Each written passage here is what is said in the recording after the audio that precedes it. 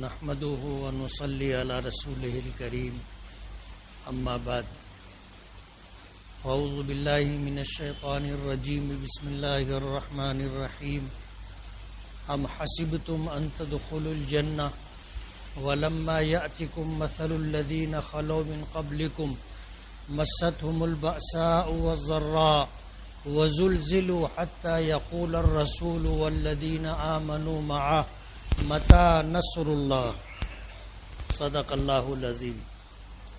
بزرگان محترم اور عزیز دوستو،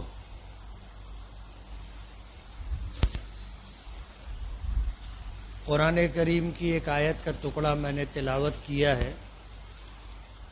اللہ پاک فرماتے ہیں، کیا تم یہ گمان کرتے ہو کہ یوں ہی جنت میں داخل ہو جاؤ گے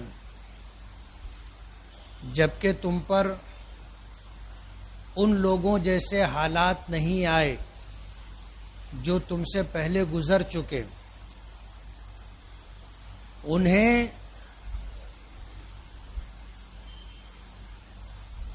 سخت مشقتیں پیش آئی، جانی مالی نقصان سے دوچار ہوئے،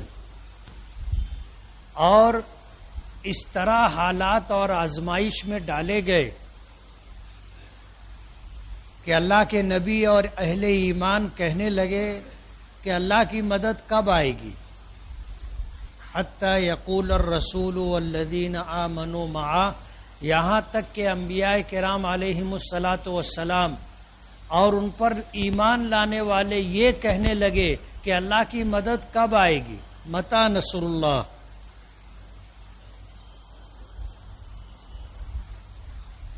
یہ دنیا اہل ایمان کے لیے قید خانہ ہے، اور اللہ کے نافرمان اور منکروں کے لیے جنت ہے۔ اللہ کے نبی صلی اللہ علیہ وسلم کا ارشاد مبارک ہے، ان الدنیا سجن للمؤمن، کہ یہ دنیا ایمان والوں کے لیے قید خانہ ہے، جیل ہے، وجنت للکافر، اور کافر کے لیے جنت ہے۔ جیل میں جب قیدی ہوتا ہے، قید خانے میں اسے جس طرح زندگی گزارنی ہوتی ہے وہ قیدی ہی جانتا ہے۔ 100% جیلر اور جیل کے احکامات کا پابند ہوتا ہے، اسے ایک لمحے کی بھی آزادی میسر نہیں ہوتی۔ جیل کے قوانین کے مطابق اسے رہنا ہوتا ہے، اور جیل میں جس طرح کی رہائش ملتی ہے اور جس طرح کا کھانا ملتا ہے وہ آپ کو پتہ ہے۔ اہل ایمان اس دنیا میں ایسے ہی ہے کہ اللہ اس کے رسول پر ایمان لانے کے بعد 100% اللہ اس کے رسول کے احکامات کے تابع اور فرما بردار بن کر رہیں، آزادانہ اور من مانی زندگی نہیں گزار سکتے۔ اور اگر کوئی آزادانہ اور من مانی زندگی گزار رہا ہے تو وہ اللہ اس کے رسول کی نافرمانی کر رہا ہے۔ قرآن کریم کی جس آیت کی میں نے تلاوت کی اس کا ترجمہ آپ نے سنا۔ کیا تم یہ سمجھتے ہو کہ یوں ہی جنت میں چلے جاؤ گے جبکہ تم پر وہ حالات نہیں آئے جو تم سے پہلے لوگوں پر حالات آئے تھے؟ انہیں جانی مالی نقصان سے دوچار ہونا پڑا، سخت حالات میں رہ کر مشقتیں برداشت کرنی پڑی۔ وزلزلوا، اور اتنا ستائے گئے کہ جیسے زلزلہ آتا ہے آدمی کو قرار نہیں رہتا۔ دنیا میں جہاں زلزلہ آتا ہے کسی چیز کو قرار نہیں رہتا، ایسے حالات آئے، اور اتنے سخت حالات آئے کہ وہ کہنے لگے متی نصر اللہ، اللہ کی مدد کب آئے گی؟ حالات ہم پر بھی ہے، اور قیامت تک اہل ایمان پر حالات رہیں گے. ہمیں گھبرانا نہیں چاہیے. جتنا ہمارا تعلق اللہ سے ہوگا، اللہ کی اطاعت و فرما برداری جس درجے میں ہوگی، اس درجے میں اللہ کی مدد ہمارے ساتھ ہوگی. استقامت کے ساتھ، ثبات قدمی کے ساتھ، صبر کے ساتھ ہمیں دنیاوی زندگی گزارنا ہے. آج جس طرح کے حالات ملک بھر میں ہیں، سب سے زیادہ اگر کسی مذہب کے ماننے والوں کو ٹارگٹ کیا گیا ہے تو وہ مسلمان. لیکن ظاہر بات ہے کہ جن لوگوں نے ٹارگٹ کیا ہے خدا تو نہیں ہے کہ جو چاہیں گے وہ ہو جائے گا، ایسا نہیں. اس کائنات کا نظام اللہ پاک چلاتے ہیں، اور اللہ پاک جو چاہتے ہیں اس کائنات میں وہی ہوتا ہے. ایک حدیث قدسی ہے کہ اللہ پاک فرماتے ہیں عبدی انت ترید و انا ارید، میرے بندے کچھ تو چاہتا ہے اور کچھ میں چاہتا ہوں. ولا یکون الا ما ارید، لیکن ہوتا وہی ہے جو میں چاہتا ہوں. فَإِن سَلَّمْتَ لِي فِي مَا أُرِيدُ كَفَيْتُكَ فِي مَا تُرِيدُ، اگر میرے قضاء و قدر کو تو مان لیتا ہے، تسلیم کر لیتا ہے کہ یہ میرے رب کا حکم ہے اور یہ میرے رب کا فیصلہ ہے، تو میں تیرے تمام کاموں میں تیری کفایت کرتا ہوں، میں تیرے لیے کافی ہوں. کفیتک فی ما ترید، تو جو چاہتا ہے اس میں تیری مدد کرتا ہوں.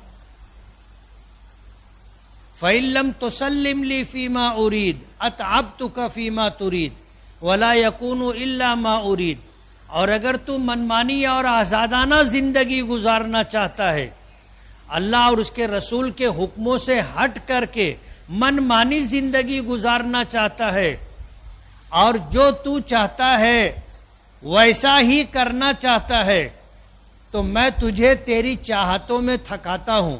اتعبتک فی ما ترید، جو تو چاہتا ہے اس میں تجھ کو تھکاتا ہوں. ولا یکون الا ما ارید، لیکن ہوتا وہی ہے جو میں چاہتا ہوں. ایسا نہیں ہے کہ ہم اللہ کے حکموں کو توڑتے رہیں گے، نمازیں چھوڑ کر کے، حرام و حلال کی پرواہ کیے بغیر، انصاف سے ہٹ کر کے، ظلم و بربریت کے ساتھ ہم زندگی گزاریں، اور پھر ہم یہ چاہیں کہ وہی ہو جو ہم چاہتے ہیں. تو اللہ پاک فرماتے ہیں ایسا نہیں ہوگا، تیری چاہتوں میں تجھے تھکاتا ہوں. ولا یکون الا ما ارید، لیکن ہوتا وہی ہے جو میں چاہتا ہوں. تو اس دنیا میں اللہ کا فیصلہ چلتا ہے، اور اس دنیا میں اللہ کا جو نظام ہے اسی نظام کے تحت یہ دنیا چلتی ہے. فرعون آیا چلا گیا، نمرود آیا چلا گیا، حامان آیا چلا گیا، شداد آیا چلا گیا، چنگیز آیا چلا گیا، ہلاکو آیا چلا گیا، بڑے بڑے ظالم حکمراں آئے چلے گئے، اور اس دنیا کا نظام چل رہا ہے. یہ کسی کا محتاج نہیں ہے. اس کائنات کے نظام کو اللہ پاک چلاتے ہیں، کسی کو اس میں عمل دخل نہیں ہے. اللہ پاک نے قرآن کریم میں فرمایا کہ زمین سے جیسے اعمال اللہ کی بارگاہ تک پہنچتے ہیں، اللہ پاک کی طرف سے اسی طرح کے فیصلے نازل ہوتے. وَمَا أَصَابَكُم مِّن مُّصِيبَةٍ فَبِمَا كَسَبَتْ أَيْدِيكُمْ وَيَعْفُو عَن كَثِيرٍ، تمہیں جو مصیبتیں پہنچتی ہیں، جن حالات سے تم دوچار ہوتے ہو، فَبِمَا كَسَبَتْ أَيْدِيكُمْ، یہ تمہارے اعمال کی وجہ سے. وَيَعْفُو عَن كَثِيرٍ، اور بہت ساری تمہاری بدعمالیوں کو اللہ معاف کر دیتا ہے، اس پر حالات نہیں بھیجتا. اگر ہمارے اعمال کو دیکھ کر کے 100% حالات اس طرح کے آتے تو ہمارے لیے جینا مشکل ہو جاتا. اس لیے حالات تو آئیں گے اور قیامت تک آتے رہیں گے. ظاہر بات ہے کہ ہم مسلمانوں میں ایک بہت بڑی تعداد ایسے لوگوں کی ہے جو اللہ اس کے رسول کے حکموں کو نہیں مانتے، اس کے مطابق زندگی نہیں گزارتے، آزادانہ من مانی زندگی گزارتے ہیں. تو حالات تو آئیں گے، اور اس دنیا کا نظام ایسا ہے کہ جو حالات آئیں گے وہ عمومی ہوں گے، عمومی ہوں گے. ایسا نہیں ہوگا کہ حالات کچھ لوگوں کے لیے ہوں اور کچھ لوگوں کے لیے نہ ہو. جیسے بارش ہے، برسی تو سب کے لیے برسی نا، اور قحط سالی رہی تو سب کے لیے قحط سالی رہے گی. لیکن جو اللہ کو ماننے والے لوگ ہوں گے، اللہ تعالیٰ انہیں دل کا چین اور زندگی کا سکون عطا کریں گے. چاہے بظاہر حالات سخت ہوں، تنگی ہو، پریشانی ہو، کاروبار میں مندی ہو، بیماری ہو، پریشانی ہو، لیکن دل مطمئن ہوگا. اللہ کی طرف سے چین و سکون کی دولت اللہ پاک عطا کریں گے. اور جن کا اللہ سے تعلق نہیں ہے اور من مانی زندگی گزارتے ہیں تو حالات بہت اچھے بھی ہوں گے تو وہ زندگی کے چین و سکون سے محروم ہوں گے. الا بذکر اللہ تطمئن القلوب. اللہ پاک فرماتے ہیں کہ دلوں کو اطمینان اللہ کو یاد کرنے سے ملتا ہے. اللہ کو یاد کرو گے، اللہ کا ذکر کرو گے تو اللہ پاک دلوں کو اطمینان کی دولت عطا کرے گا. اور اگر اللہ کو بھول کر زندگی گزارو گے تو اطمینان نصیب نہیں ہوگا. بے چینی کے ساتھ، پریشانی کے ساتھ زندگی گزارنی ہوگی. علماء نے ایسے حالات میں ہمیں اس بات کا حکم دیا ہے کہ ہم اللہ تعالیٰ سے توبہ و استغفار کرتے رہیں. ظاہر بات ہے 100% اطاعت و فرما برداری تو ہم میں بھی نہیں ہے. ہم سب سے کیسے امید کر سکتے ہیں کہ اللہ کے تمام بندے اہل ایمان 100% اللہ کی اطاعت و فرما برداری کریں گے؟ ہمیں تو جس طرح نماز پڑھنی چاہیے، نماز پڑھنے والے بھی اس طرح نماز نہیں پڑھتے.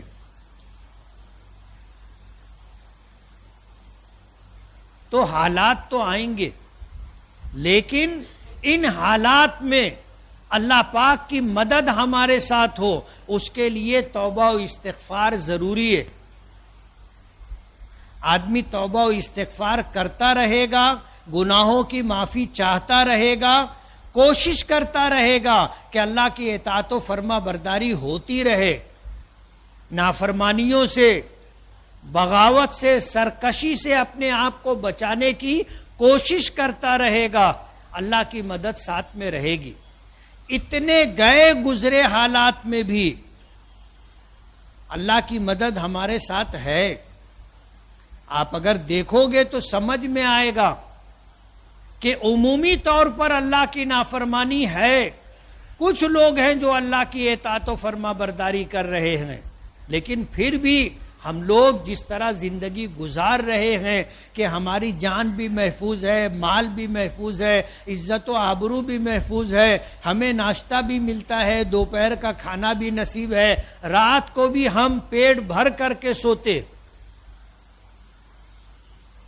یہ اللہ کی مدد ہے.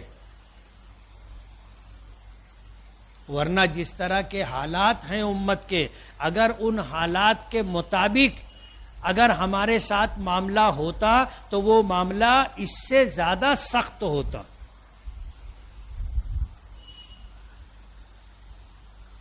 لیکن اللہ کا احسان ہے، اللہ کا کرم ہے کہ عمومی طور پر اللہ کی نافرمانی کا ماحول ہے، لیکن اس کے بعد بھی اللہ پاک نے ہمیں کسی نہ کسی درجے کے اندر تحفظ اور چین و سکون کی دولت عطا کی ہے. اللہ کا کرم اور احسان.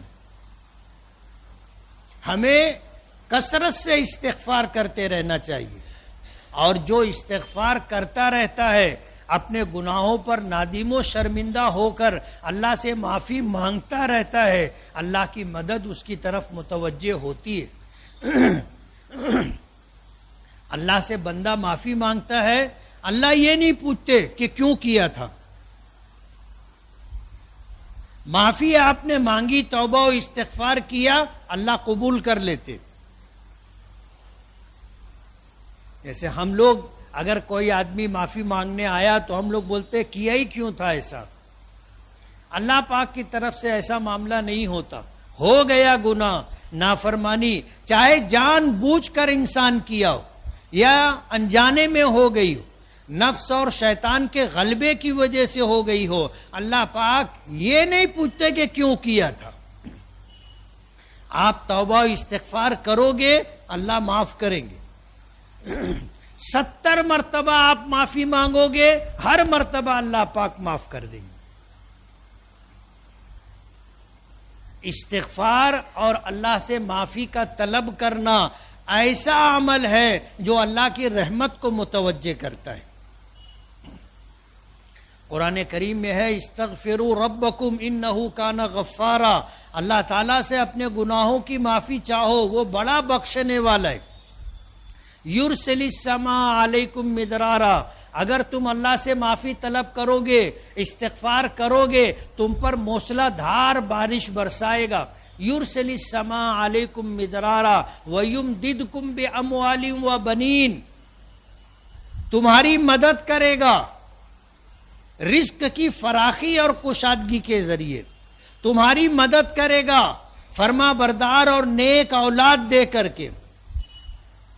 وَيَجْعَلْ لَكُمْ جَنَّاتٍ وَيَجْعَلْ لَكُمْ أَنْهَارًا، تمہارے لیے زمین وقت پر غلہ دے گی، پھل پھول دے گی۔ اللہ پاک تمہارے لیے زمینوں میں پانی کی نہریں جاری کرے گا۔